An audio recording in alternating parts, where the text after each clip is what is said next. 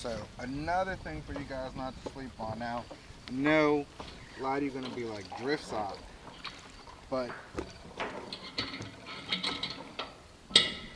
don't sleep on the drift sock, especially if you got a small boat. It's still hooked up.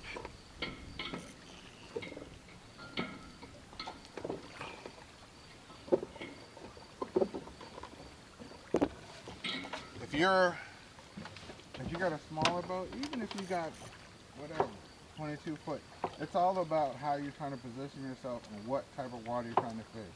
You're going over flat with some stumps,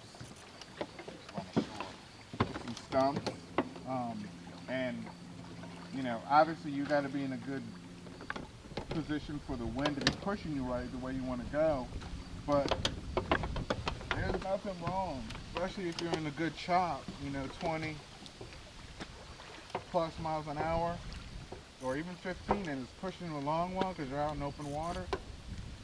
Throw a drift sock off, slow you down half that speed that you were drifting before, and just fan cast if it's appropriate for what you're trying to cover, that water you're trying to cover. If you're just trying to cover, you know, a specific area, then no. But the other thing too is that if you like to beat the bank and the wind's blowing right, like how it is for me now, a lot of times when I just want to just throw out a Texas rig or a worm, or I'm shaky head and I just hate it, and I'm just sitting there doing that, I throw out a drift sock to slow me down so I can just try and milk every little cranium of the bank and everything. And or it also gives me more time, so I, you know, sling out a crankbait a couple times, cruise that water, and be like, okay, then throw out a shaky head or a jig or something. So don't sleep on the drift sock.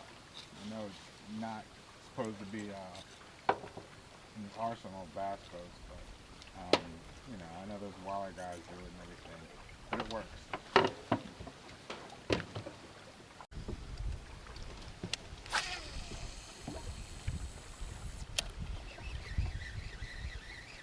But this is a perfect example of what I'm talking about with the drift sock.